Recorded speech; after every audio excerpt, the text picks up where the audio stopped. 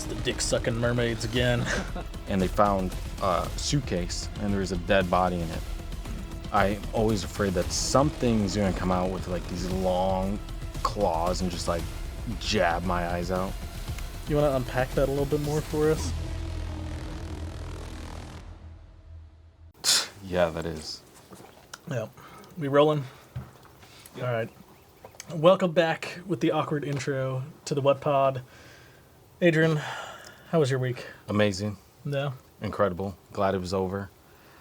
The last couple weeks definitely feel like... You've done nothing. Yeah. Yeah. But they feel like forever. Sounds about right. There's no fun, nothing crazy happened? No, just very boring. That's unfortunate. But in a couple weeks, I will be going on a trip, so maybe some fun things will happen. There you go. I don't know, you've told me where you're going, and it doesn't sound like it's going to be very fun. I don't know, crackheads ODing, crackheads getting in fights. Yeah, maybe. Yeah. Well, I had a fucking crazy experience this week. What happened? I was driving around for work, and I was like trying to take a turn and just stopped at a red light, and a car crash happened right in front of me. There is like the lights going both ways were red, and the cross traffic had the green, and this minivan came driving through, didn't see the red light, and got freaking T-boned by a little sedan. And I like tried to get out and decided, maybe I should pull the car over before I get out and go help them. And so I got out, I ran over, checked on the minivan, ran over and was going to check on the lady in the sedan, and I just see her booking it down the road, like, just on foot. I was like, well, I mean, I guess she's running from the crash. I'm not going to go try to chase her down. That's the cop's job. And as I'm standing there, I hear this, like, one lady off to my left on the phone with the cops talking about, like, oh, it was a hit and run. We don't know where the other car went. And I was like, oh, man, I can give them a description of what's going on. And so I'm like, oh, like, I can tell the cops who it was. She's like, oh, okay. So I started explaining the lady that was, like, running away. And as I'm explaining it, the lady whose phone I'm using starts yelling at me, just talking about, like, no, that lady, she's not running away. She just went to get with her kids, and her husband's here to, like, take over for her. It's like, what the hell? Apparently, she lived in the neighborhood right across the ways and decided that the best course of action was to have her husband come take over the scene so that she could go be with her kids, even though he was already with her kids. That's still fleeing the scene of an accident. That's what I said, but... Did you stay for the whole thing? I gave my, whatever you call it, to the cops. I basically told them what I saw, what happened, and after that I left. But I ended up running into another friend of mine who works for SAPD. Mm-hmm. It's like, God damn it, I can't escape anybody. I live in too small of a world now. Yeah, in a big city. Definitely seems small. Yeah. When you run into everybody at real. Walmart. It's ridiculous. So you never Google searched the crash or anything? No, but I have a sneaking suspicion I'm probably going to get called into court. Oh, really? To testify. Weird. Yeah. It should be interesting. This happened in San Antonio? Yeah, this was a couple days ago. I'm going to have to look this up. Yeah. So I'll give you more of the details later. Yeah, so I can see if I can find this lady. Yeah. See if she got arrested or not, because technically that's fleeing the scene of an accident, but... We will see. Yeah, but that was crazy little event. This is the second accident that's happened in front of me while at work, and somehow I haven't been involved both times. The first one, the car rolled and almost hit me in the work truck, and then I had to get out and try to, like, pull the lady that was in the car out of it, and we ended up having to, like, smash the back window to get the trunk open and have her crawl out that way. Crazy. Holy smokes. This is just one lady? Yeah, it was just the one lady that time. But the minivan had a mom and daughter in it, and the daughter was on the side that got hit. And somehow she only got like a bruised arm, Really? nothing else. Those things can be scary. I feel Yeah. like cars these days aren't built for crashes. I don't know. I feel like they're built more for crashes, less for the car surviving. Like the car just crumples and saves the people inside, but the car is no longer usable. Yeah. Sure. Well, clearly you don't agree with me. I don't, but Yeah, maybe there's facts to back it up. But that's just my personal opinion. fair enough. But All right. Well, we have a couple of topics today, and I let Adrian's tism go off for a little bit. So, goodness. Adrian, what's the thing you've been researching? all week? researching, For the last couple of weeks, I actually. actually don't know where this interest of mine came from, to be honest. I think it just happened to come across maybe my For You page and just interested me. Morbid fascination. Yeah, but it's digging down deep. I went deep into the Las Vegas shooting because everybody knows just what the media tells them. Mm-hmm. Single man, Stephen Paddock, old guy. I don't know anything about this. Do you really not? I know it happened, and that's about it. So this is back in 2017. This guy, seemingly normal guy who likes to go gambling a lot, go to Las Vegas quite a bit. Mm-hmm. Walked into this hotel 6 days earlier, gambled all through those 6 days, brought in a bunch of guns weighing over extreme amount of weight. Nobody was suspicious of it because who knows why. They were helping him up and down, bring these to his suite. So he was just like trekking in and out with gun cases? Not gun cases, in his suitcase. But nobody was suspicious of how heavy it was because he had thousands and thousands of rounds. Nobody was like, this is, a little bit more heavy than what should be. Mm-hmm. You can do it, buddy. Come on. And then he, on October 1st, I believe it was, he opened fired on a concert that was going on right across the street. That's what the news media will give you. Nobody really knows the real reason because of that. But with my research I've been doing, there's a lot more, seemingly other parties involved because there's certain evidence that don't make sense on how it can just be a singular person Yeah. shooting that many. But to backtrack a little bit, this guy, to really give the full picture of how he got these weapons, there's a lot of evidence that would point to him being a arms dealer for the longest time. For about 40-ish years he was doing arms dealing, with whomever. But So this is like, what's that Nick Cage movie? King of War or something? what is it called? I don't know. What's the Nicolas Cage movie? Lord of War. Lord of War, that's right. Yeah. Yeah. Oh, I know what you're talking about. Yep. Now, but yeah, his dad was previously convicted of robbery, right? This guy then gets 20 years in prison, escapes from prison. Mm-hmm. After 8 years, is on the FBI's most wanted list. Which His is dad? His dad. Okay. Right?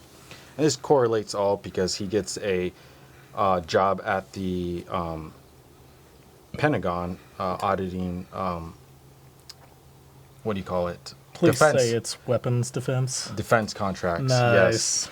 Which is odd because, they do, the FBI, when they're doing background checks, they're very extensive, going back to your family and all of that.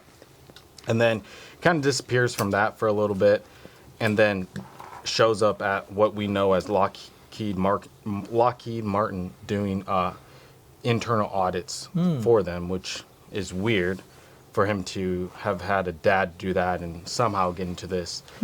And he has had no degree of any sort, so it's kind of suspicious how he even ended up there. Yeah. After that, he disappears from the job place for 40 years, has had so much money come in to get all these extensive properties, investment properties, to make a lot of money. Like one of them was making him like over $500,000 a year. Good Lord. But there was no evidence of him even buying it. None of it, which he didn't report to the IRS. It just somehow magically owned it. Then he also reported, I think it was in 2015, him getting or winning $5 million at the casino, which, if you do any sort of research on how likely that is very low. Yeah. Because this guy was very liked by the casinos, and if you're winning that much money from them, they usually don't like you and aren't paying for trips for you to come back and all that, which, you know, is one of the biggest evidence that he could have been an arms dealer, because that's one way to take dirty money, launder it, and make it clean again. That just ties back to just, you know, criminal sense, but the actions of, you know, is this guy solely just shooting up these people? No. There was a Saudi prince as well at that hotel. And if you do research, you'll see that the 4 floors of the Mandalay Hotel is owned by the Saudis. And there was what's the word? Conflict within the family of royalty, who should get it, who shouldn't, and you'll see that. So they were fighting over the floors that they owned at the casino? No, just as in who's going to take over, who's going to be the next royalty kind of thing. Somebody got it who wasn't supposed to get it. And who's the next, like, royal family? Yeah, and this ties in back to it because they believe on that night that they were trying to, you know, assassinate the wrongful heir of whatever they disagreed upon. So that's where the Little Bird helicopters came in. People seeing these helicopters and people seeing shots being fired from these helicopters. Okay. And so let me make sure I'm tracking. Some guy that his dad was a criminal. Yes. And got put away for 20 years. Somehow ends up working for both the Pentagon and Lockheed Martin. No. His son, Stephen Paddock, his son. Who did the Las Vegas shooting. Oh, okay. So this guy's son ends up somehow working for the Pentagon and Lockheed Martin, disappears for 40 years, and comes back with insane amounts of money and properties and things that he shouldn't be able to have gotten. Yes. Doesn't report any of it to the IRS. Somehow wins a whole bunch of money at a casino. And then there's also at the same time a war or a conflict between this Arab aristocracy for who's the next ruler. Yes. Okay. That's 100% correct. Gotcha. There's a lot of people who are there, witnesses, who say that it doesn't sound like a bump stock was being used. It sounded like a machine gun. Like, if do they think a bump stock was used? That's why when this Las Vegas shooting happened, bump stocks were illegal, because in the hotel, bump stocks were found on the rifles that were supposedly used. But everybody knows that bump stocks are notorious for malfunctioning, not being very consistent in the rate of fire they have. Gotcha. Have you seen any of the videos or anything from that? No. Well, this is like outside of what you told me a couple weeks ago. I know nothing. You know nothing? Okay. Well, if you listen to the video, the consistency of the rate of fire is really good for a bump stock. And sounds much more like what a lot of people would know as the M240, which is not a 5.56, which is a 7.62, like a 308 caliber. Gotcha. Machine gun, which civilian life, nobody can own that. It's impossible to get your hands on it anywhere. And from these, even if you're like an FFL, I've never seen an FFL get one before. I've never seen it. So this is a strictly military thing. Pretty much, like law enforcement can get it, but it's very expensive. Gotcha. I've never seen an FFL get it.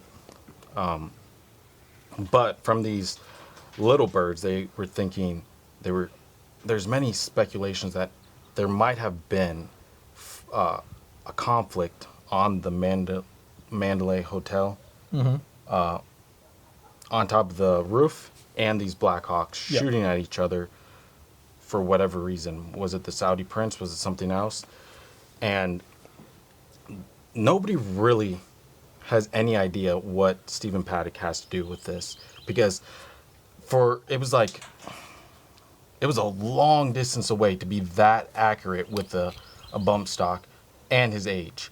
Like, the bump stock relies on people being able to manage the recoil to not have a malfunction. It's like when you bump fire. Yeah. Okay. Yeah. So this guy's old. So for him to be accurately doing this and having headshots on a lot of people is insane. 58 people died. Over 400 people were injured. And besides that, the whole panic and everything, over 400 more people were just injured based on the panic. Yeah. Alone. Not from shots, just from injuries from panicking and running. Yeah. Gotcha. And So there were over like almost 900 casualties. Yeah, a lot. Damn. If you do the timelines, the timeline has been changed multiple times, but like I believe 6 minutes before the supposed shooting happened, a security guard went upstairs, got shot in the leg, didn't report the injuries, right? And then 6 minutes later, the shootings happened, right? Another story has came out. It was an hour beforehand that the security guard got shot in the leg, didn't say anything. So there's many stories that don't make sense within this. But there's this cool website you can go to. I believe it's the Las Vegas shooting map that shows you all the deaths, the 911 calls, all the other things that have been happening in that area. Yeah. Because right after the shooting stopped, there was multiple 911 calls stating that they heard other gunfire at other casinos and hotels. So does this website like map everything and Yeah. give you timestamps and Yeah. everything? So it's a that's huge cool. map of the actual hotel and then hotels that were affected as well. Gotcha. And it will even show like little like stickers of 911 call, and it would be like death and incident for what other incidences. Dang. It's a I'm gonna have very to check this out now. yeah. I put it down in my notebook when I was doing research, but I forgot to bring my notebook today. I don't know if we can put that on the screen or if that's like against. Okay, yeah, we can put that on there. Okay, cool. Yeah, so we'll have a little sticker or something. Just to let you know, you'll probably have to use DuckDuckGo. Regular Chrome or Google won't let you bring it up. Oh. But if you get a different search engine, you'll be fine. Because I had to get it to even look at it. Because it's just so controversial. Google doesn't like it. I don't know if it's controversial or if it's just not. I don't know why. Because when I was doing research, they're like, yeah, you might not be able to get it on regular Chrome or Google. Weird. That's it. yeah. It's a deep dive. That's. I wish we. You don't have any like theories about it or anything. You've spent so much time researching. It's hard to have different theories on this because it's so many different directions to even build up one particular theory. I mean, maybe some people could say it was a distraction for, the conflict between the Saudis at the hotel. Could be one, but that's just one I see visible. Anything else, not really, because why would a random 70-year-old or 60-year-old man just shoot up these people for no reason? He was seen 6 days later just smoking and joking at the casino, gambling, all that stuff, and then he just was like, I'm bored. Let me go shoot up these people. And it was interesting. He was what the story was, part of the story was he had 2 rooms, right? Two rooms he, what do you call it? Rented or whatever you want to say, booked. And you can walk between both rooms using It's got door, the door. right? Yeah. And one was he was shooting with his AR in one and then using a bolt action in the other one to be more accurate. But that just doesn't make sense because when the police came in, the door was bolted in from the other side. Mm-hmm. So how did he bolt himself in from the other side in this room? Right. And another one was supposedly it took an hour for the police to even get up to the room, and he shot himself within that hour. So he just got bored shooting a bunch of people and decided, I'm just going to shoot myself. Damn. And just be done. Which is weird because don't you think you would just want to go as long as you possibly can? Right. If that's your, objective to a mass shooting. And there was a little rabbit hole that I found people thinking, just a scare tactic to make the government have a reason to be more strict on gun laws and all that. But that was just a little rabbit hole. There's not much evidence to suggest that besides they banned bump stocks after that. That's pretty much it. Gotcha. So what do you think, if you had to posit a theory, what do you think is the most likely scenario for this? Conflict between the Saudis. Okay. That's what I think.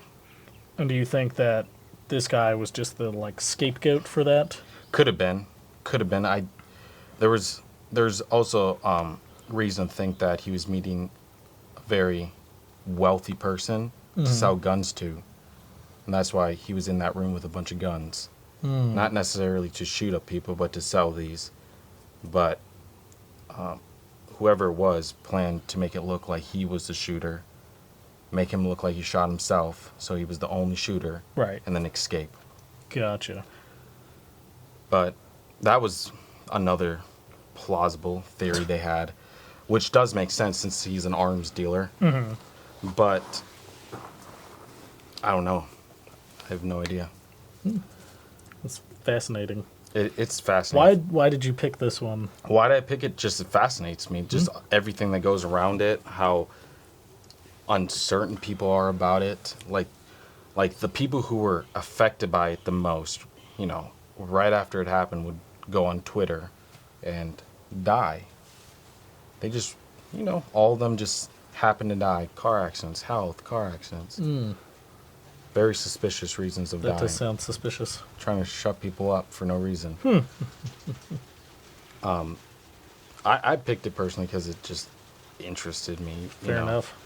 The inconsistencies in what they say and what actually happened don't make sense. Yeah. Okay. And I hope one day that the real truth comes out, so those families that actually lost loved ones there actually have closure. Get some closure. Rather than just being skeptical about everything. Right. And not knowing real things. Yeah. Damn. That's wild, man. It is. I wish I had a whole podcast. 2 podcasts, because I could go on forever. Just to do research and just go on about this, because there's enough research to do for days. I'm sure you could bring it back every so often. Probably could, but... Yep. All right. Kyler, can we pause for a minute?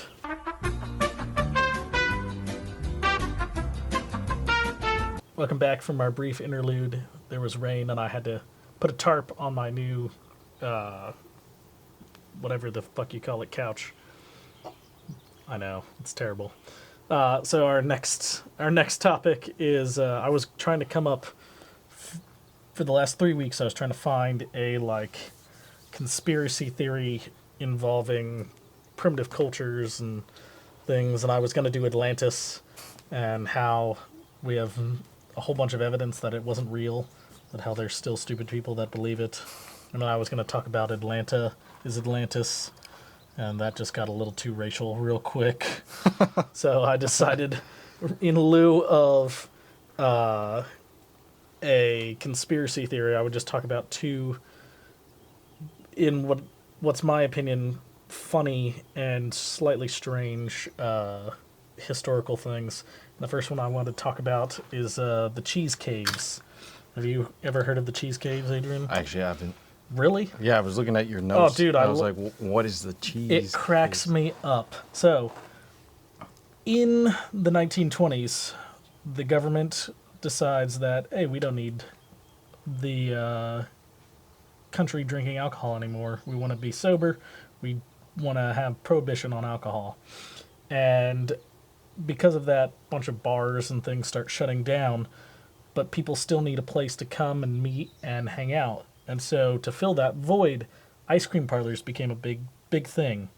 So that's why you see in like old comic strips and things, everybody's always hanging out at the ice cream parlor and getting floats, and like Riverdale, not the TV show, but the original cartoon.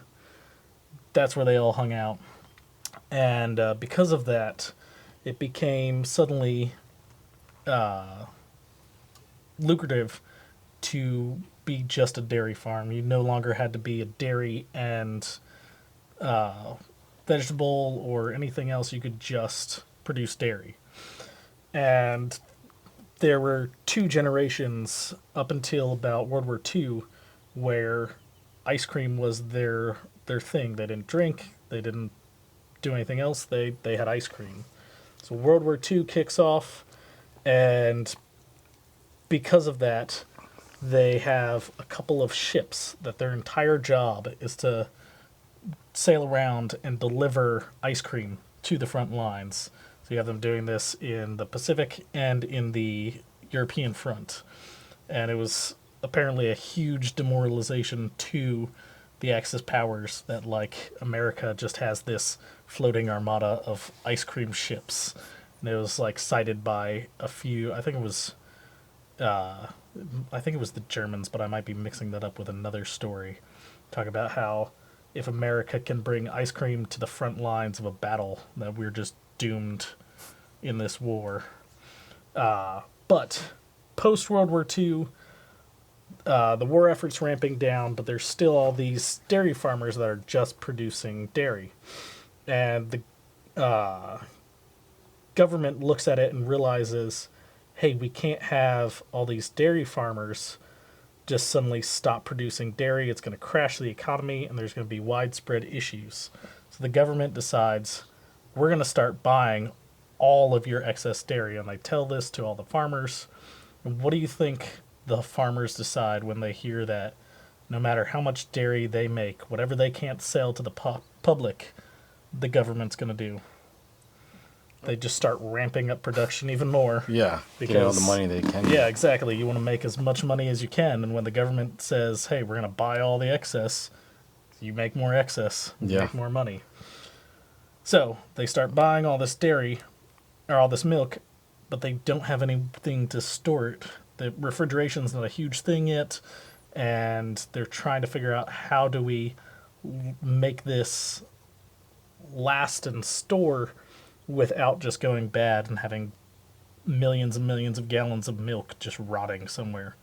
So they turn it into cheese, but they need somewhere to store all the cheese, so they just start finding any like cave or crack or crevice that they can, and they just shove millions of pounds of cheese into these.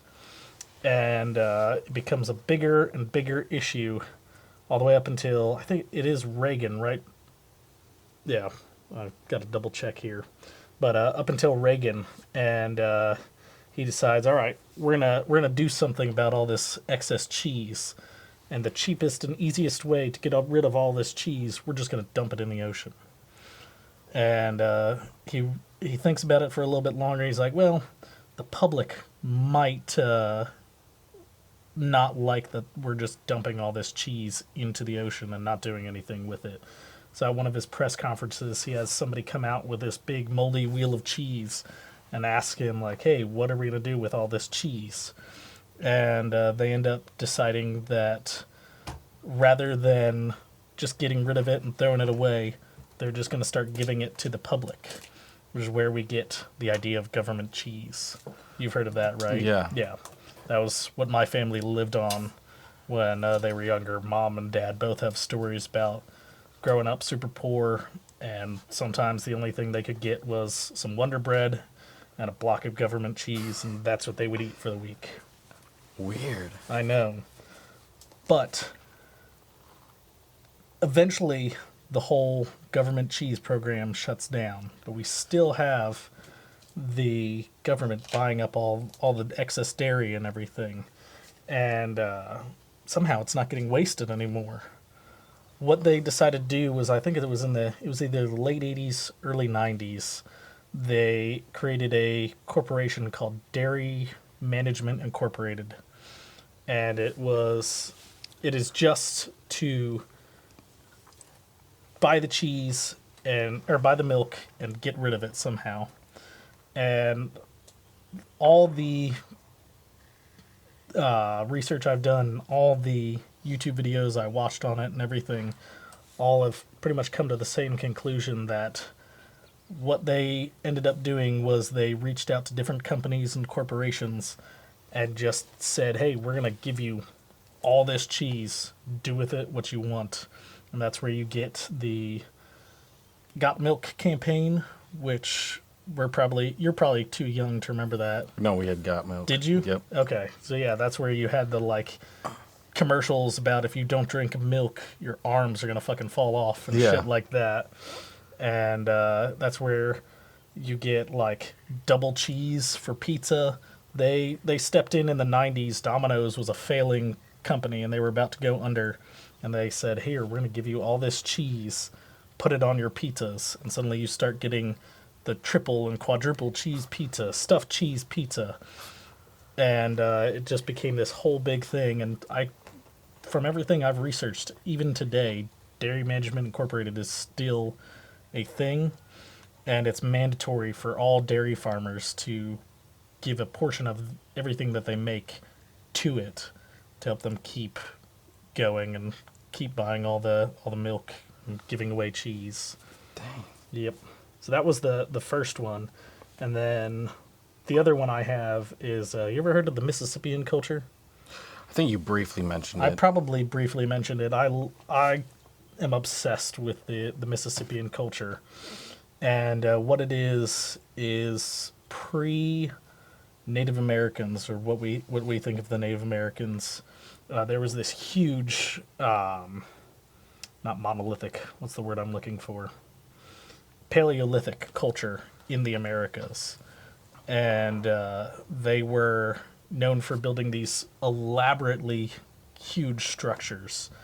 There's a couple in Pennsylvania. There's a few in, oh my gosh, I cannot remember the other states right now. But they're all over the Northeast. And they're these gigantic stone and earthwork structures that just go expand over miles and miles. And the thing that paleontologists and archaeologists have been arguing about for years is how did they create these giant structures without having access to agriculture. Mm-hmm. Because our leading theory up until recently was that agriculture developed over 8,000 years ago, just over. And with these structures, they're convinced that the only way, or were convinced that the only way they could build these was if they were somehow growing crops and had some sort of agriculture. But these structures are I think they're 9 to 12,000 years old, so it predates all the archaeological evidence we have for agriculture. And so it's been this big debate between scholars and scientists and things about when did we develop agriculture? Did we have it pre the time that we believe? How did we do this? And from everything I've researched, that they pretty much agree that they were not, in fact, an agricultural society, but that they had, at this time, discovered that you can harvest wild wheat and things, and so they were in that transition point of becoming agricultural while still not actively participating in it. So they were still a hunter-gatherer society, but they somehow managed to build these giant structures, and they had massive trade networks that stretched all over the Americas and just went like crazy places that we never imagined a hunter-gatherer society could do. So that was the other thing. And then just to add on to that, because we talked about the atlatl in one of our previous episodes, Yeah. and that's like my favorite primitive hunting weapon. This culture, that would have been their predominant weapon that they were using to hunt game and to fight and to do everything that they needed to. So did these people originate here in the Americas, or did they come from somewhere else? I believe their ancestry is tracked from Europe, and they came across over one of the land bridges that was at that time, and they slowly made their way into the Americas. Okay. And then at a certain point, I don't remember where the Native American cultures originate from, but they somehow superseded these cultures, and they were dying off by about the time when the conquistadors were starting to come into the Americas and start establishing themselves. So that was those were the two that it's like they're not really conspiracy theories, but they just fascinate me. Yeah. And that's what I ended up researching this whole past 2 weeks. Is those two things? Yeah, Yeah. better not get, what are you, Atlantis? Yeah. No racism? Exactly. That's for like that's got to be behind a paywall at least. Yeah. Yeah. Backing us I don't up before trust we get... you to not go off on something. Probably would, honestly. The Atlantis stuff, I don't know. I don't know if it would be worth digging into that, because if it's proven not to be real, why dive deep? Yeah. I can go into a little bit of it. Like, we'll just scratch the surface if you really want. Sure, just scratch it. So, Atlantis is said to be this. Pretty much everybody knows that it's supposed to be this giant technological powerhouse of the like. Oh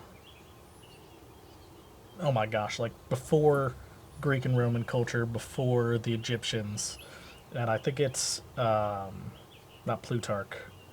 One of the other like pretty famous Greek scholars talks about it when he's traveling through oh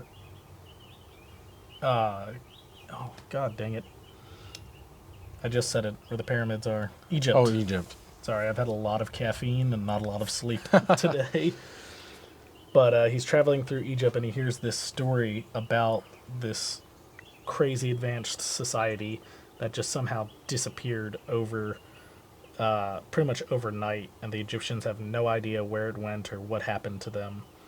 And people have taken that and run with it, and you get movies like Atlantis where they've got like crazy hovercrafts and all kinds of things.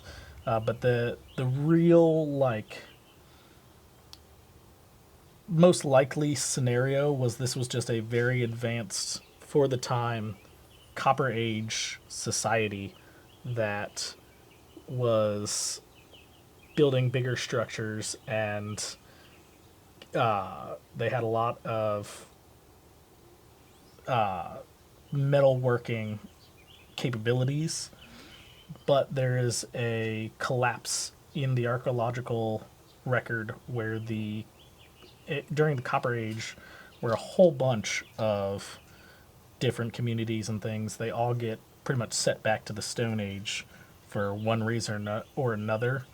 And the most likely conclusion is that Atlantis was one of these Copper Age societies that collapsed. And just over generations and generations of this story being told, we've sort of built it up as this crazy advanced society, where for the time it probably was, but it's nowhere near what we would culturally think of Atlantis as nowadays. Yeah, No. because I know that one podcast I was talking about, that does a lot of conspiracies. They did mention something about the Egyptians getting help from them building the pyramids and stuff, and that's why today we're like, how did they build the pyramids? You know, they must have a lot of, you know, help somewhere else, and that's where we also get from like space and stuff like that, because Yeah. you see all the pictograms of everything, spaceships and all that. But I don't know. Yeah, it's. I think it's just from everything I've researched, it was just a culturally advanced society for the time that had been built up in our minds to be this larger than life thing, Yeah, there's and people like that story way more than just the story about like an advanced society for the time that collapsed due to pretty much natural causes yeah. and just disappeared overnight.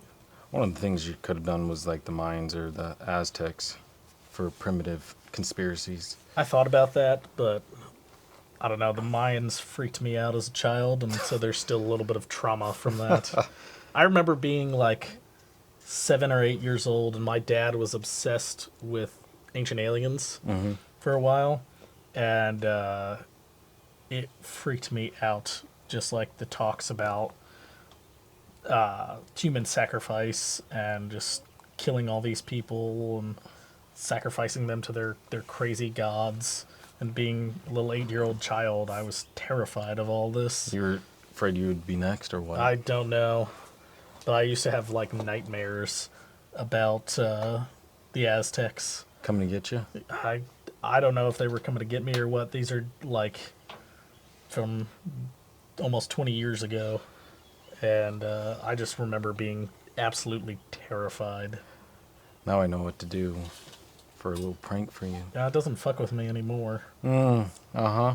I watched fucking Apocalypto with y'all. That doesn't mean it's not going to mess with you at night.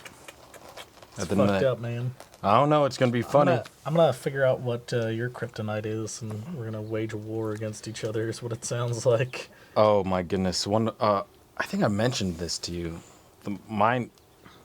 This is only nighttime kind of stuff. I'm not really afraid of the dark. But when I'm sitting in the dark at my house and watching like YouTube or whatever, You're just clutching your AR. no, when I put my phone down, I can't see when I'm watching my phone like what's around, or I put it down and I become blind for a minute. I'm always afraid that something's gonna come out with like these long claws and just like jab my eyes out. You want to unpack that a little bit more for us? Where this comes from, I don't know. I have zero idea where this comes from. I have no trauma based on this, but it's always been a fear of mine. Like, Really? yeah, but if I can, like, the dark doesn't scare me. Like, boo, nah. No. It's But- just something with long claws coming out of the dark to get you. Yeah, and I can't see them. Oh. Like, the first thing I feel is just like their fingers and then I'm poking gonna on my just eyes. sneak up behind you one of these days and just like put my fingers right here. I'm probably gonna get shot, but Probably. Don't do that unless you want to die. I But mean, it'd be really funny for about 30 seconds. it's probably going to be you would have to do in the dark, because during the daytime, obviously it doesn't affect Yeah. me. But this is like when my eyes are getting adjusted to the I'm darkness. gonna after. take you ghost hunting, and then I'm gonna do this. See, I've always wanted to do that, like urban exploration, because I always see videos of it, and I'm like, that would be so cool. We used to have a friend who did urban exploration, and it would never seemed that cool when she would talk about it. Do we both know this person? Yes, Yeah, because she would go. our not lesbian friend. Oh, her, yeah. Yeah. She would go to like random things that really aren't that popular, but the ones I see are pretty popular locations to go to. The only thing I'm worried about is like homeless populations, because I know that they can be pretty aggressive in those areas. Very true.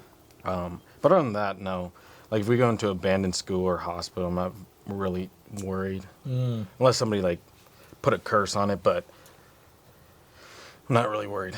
Kyler, can we tell the story of the abandoned school? Yeah, just don't give any details of what we were doing there. Oh, damn it. I was going to say what we were doing there. Do not say what we were doing. Damn it. We were fucking. No. Yeah, yeah. Yes. We were Eiffel Towering Joe. Hey, and Sean. Sean wasn't there. Was it? I think it was... Yeah, we'll have to bleep that name out. Damn it, I want to tell that story. That's a really funny story. Well, do you have to say what y'all were doing? It's integral to the story. Oh, it is? I'll tell you later. You're gonna have to tell But it I can after tell you this. about hunting ghosts and dick-sucking mermaids. What? What? Okay, do tell, because Yeah, I figured that would get you. In the neighborhood, we have access to the river, and me and my buddies, right after high school, were all dumb and hopped up on caffeine at 3 in the morning, and we decide one day that we want to go ghost hunting, but we can't figure out where to go. And Kyler, you'll have to tell me if this is like too much for the podcast or not. But back in 2020, when all the lockdowns and everything were still happening, a bunch of like high school age kids had gone out to the river park and gotten like fucked up and were just partying out there. And there's this big ass rope swing that where you jump off is like 7 or 8 feet deep, so it's perfectly fine. But 10 feet either side of this, there's big old rocks right under the water. And so it looks like you can jump in there, but if you jump one, like a little too far to one side or the other, then you'll hit the rocks. And one of the kids got on the rope swing, swung out, and jumped and cracked his head on the rock and fucking died. Dang. And ever since then, it's been like super creepy whenever you go out to the river park at night. And we were convinced that there was this evil spirit there that was just like the spirit of this kid that died and was suddenly, or for some reason, haunting that place. And we all decide, oh, we're going to go ghost hunting, see if we can find this like spirit. And so we're driving out there, and we're all like looking for something. So naturally you're going to see something and chalk it up to, oh, this is the spirit of the dead kid that was there. And every single shadow we saw, we were convinced, oh, it's the spirit. It's like the demon that's haunting the park, and it's this dead kid that got too drunk and on this rope swing. And the one night we decided, oh, we're not gonna go to that side of the river park because there's a bridge where it's private property and we have access to that, and there's a public park over on the other side of the bridge. And I guess one of my buddies had been watching whatever that Pirates of the Caribbean movie is with the hot mermaids. Yeah. And every time we would hear a splash in the water while we were over there, he would just go, "It's the dick-sucking mermaids again." And he did this for an hour and a half while we're all like walking through the woods trying to find ghosts. Weird. So every so often I like to just bring that up with the few people that remember that. That's crazy. Yep. It's Is this over the one where we have those picnics at? yeah, Down where there? I have the not gay picnics. Is that what it's called? Yeah. I thought it was called the gay picnics. Well, we have those too. I never know what... I thought you were going to do one back in March. I tried. Nobody wanted to go. I want to go. You were the only one. Everybody else said no. All these people said no. You said no. I don't even think I told her about it at that time. Oh, you didn't? Yeah, I think that was before we started dating. I was going to say. Yeah. We could go on a picnic now. Just the two of us, Adrian? That's weird. Oh, come on. No, that would be really a gay picnic. Yeah, creepy things like that has always intrigued me. Like back when the lockdowns, I don't know if you've ever heard of it. It was Rando Nautica. That sounds familiar. There's this app. You'd be rando nodding or whatever they called it. But it was an app. Basically, you would put in your desire, whether it be creepy, love, death, or whatever it is. Put in your desire. And in that Is app, this a real thing? Yeah, it was a thing. And would give you a have to pinpoint double-check. location of your desire, and you drive there and you'd see whatever it is, love or creepiness or whatever you put in. Did you ever use this app? See, when I learned about it, they got rid of the app. So Dang. I never got to use it, and I really wanted to. What would you have been looking for? Love or No, creepiness? creepiness, because some of the videos on like TikTok that I've seen, I'm like, these are creepy. Like, there was a story of these people using it, and they brought them to like this off the shore on this bank of rocks, and they found suitcase, and there was a dead body in it. Good lord. Yeah. That's wild, There's actually. been many times where they found dead bodies using this. Damn. Not really sure. You gotta wonder if this was, like, just some serial killer sick joke to Right? let people, like, find his victims. It in a suitcase is crazy, first of all, and like the amount of people who have found dead bodies is insane. Thank you, sir. But That's wild. I hope someday somebody brings back an app like that, because I will be going That'd be cool. and I will be exploring. Have you ever heard of Donkey Bridge in San Antonio? Donkey Bridge? Yes. No. Do you know what I'm talking about? Yeah. Sure it's Donkey Lady Bridge. Oh, my bad. Donkey Lady Bridge. I don't know what that is. What is it? I don't remember off the top of my head exactly what the story is, but there's this like folklore of it was a lady that fell in love with a donkey and decided to on this bridge, and so her spirit like haunts the bridge now. Weird. Yeah. I went out there one time with another group of friends around the same time as the dick-sucking mermaids. And we went out there and we saw nothing and we heard nothing and we were very disappointed. But it was like 3 a.m. and we were Googling haunted spots in San Antonio. And that one came up. And then I think after that I like went and did all the research about it. And it's a weird-ass story. It sounds weird. That's not the actual story. That's What- not the actual story? No, it's not. What's the That actual was the story? one I heard. I looked Look it it up up. on Google. Google it. The Donkey Lady is a chilling urban legend from San Antonio, Texas, about a disfigured Hold on, half hold on. human. Hold on. Just Oh, There we go. there we go. Can I just hold it? Okay. The Donkey Lady is a chilling urban legend from San Antonio, Texas, about a disfigured half human, half donkey creature. Local folklore claims her charred ghost haunts a secluded bridge. Damn, I'm fucking dyslexic. Over the Medina River on the city's south side, where she wails and terrorizes unsuspecting visitors. And the story is, if you like go and you like park your car on or under the bridge and you turn your car off, you're gonna have like horrible car trouble. Like it won't turn back on or Damn. other stuff like that. But she was like burned, and her like it's Donkey Lady because she was like disfigured, and whenever she like walks around, it sounds like hooves. Donkey clopping. Yeah, Is it like the Elephant Man? I don't know. I Yeah. like my version better. I don't. That's not Fell as in cool. love with a donkey? Yeah, That's crazy. it's very Greek. Yeah, I was gonna say combining Greek mythology. Yeah, I'm thinking about it more. I'm pretty sure I was also doing a lot of research on the Minotaur at the time, and that might be where the confusion happened. I actually have heard the bridge before, but not that story. I just know it was haunted for some reason. Same with the dinger. The Manger. You're gonna have to bleep that out. We're downtown. Whatever.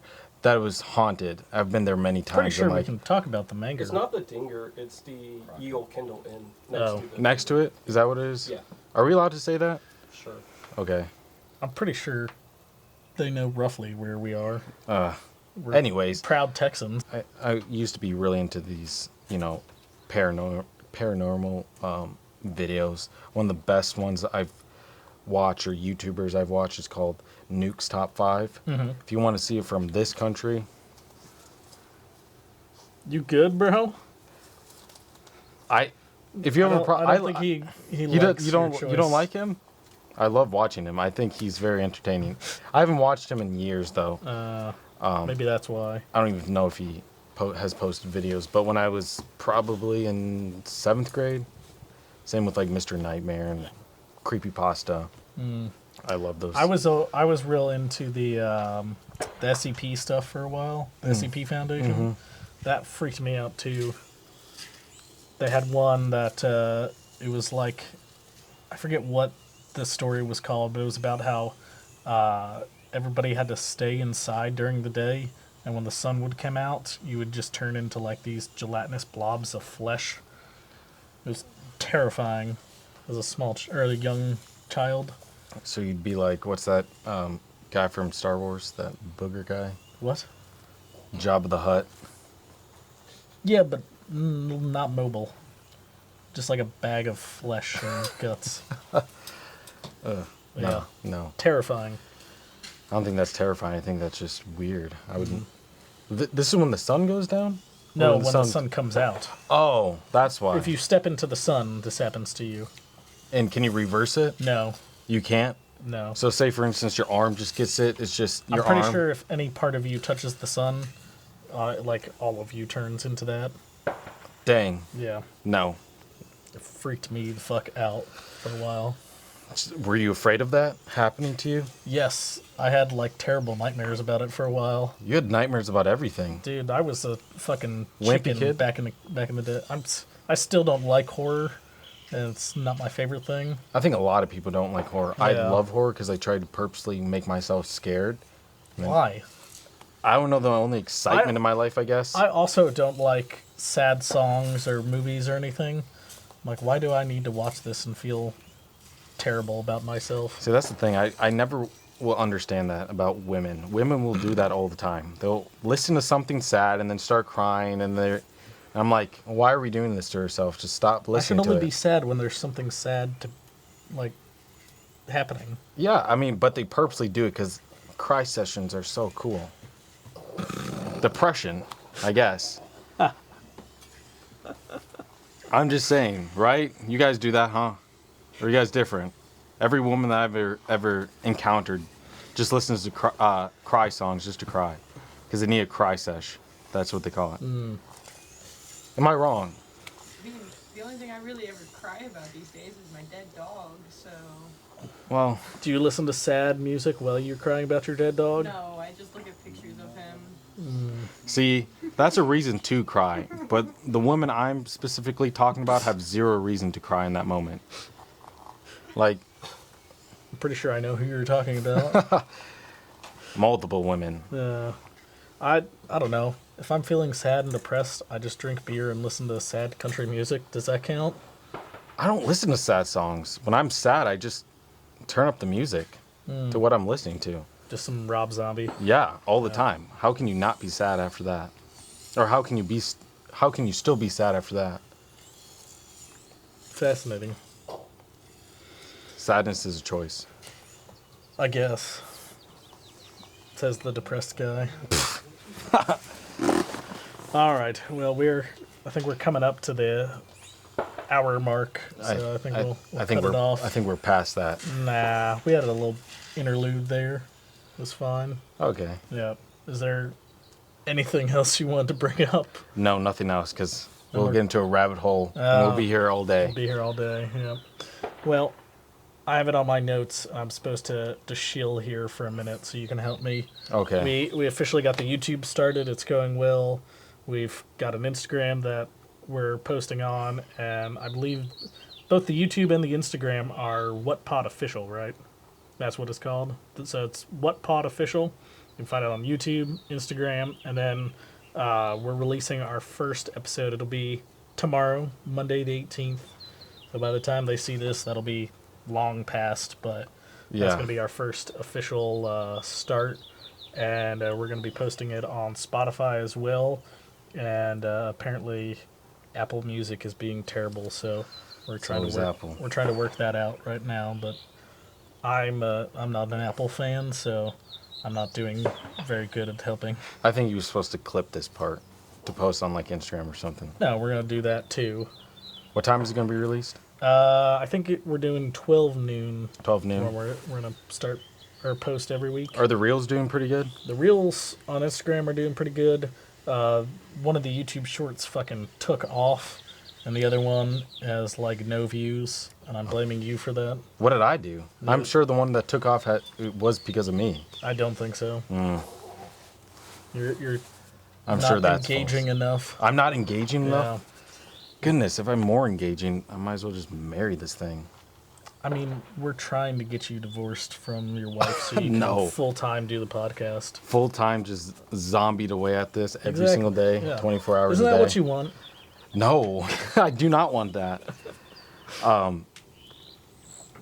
Yeah, It's okay. She's the side piece. This is the main gig. one brings me pleasure, one brings me stress. Which one You is guys can which, guess. We'll never know. Yeah, so I think is there anything else we need to mention? Did I hit all the points? Perfect. Now, thank you all for coming. Thank you to the studio audience for making it incredibly awkward for us, as always. And, yeah, go fuck yourself, too. And we'll see y'all on the next one.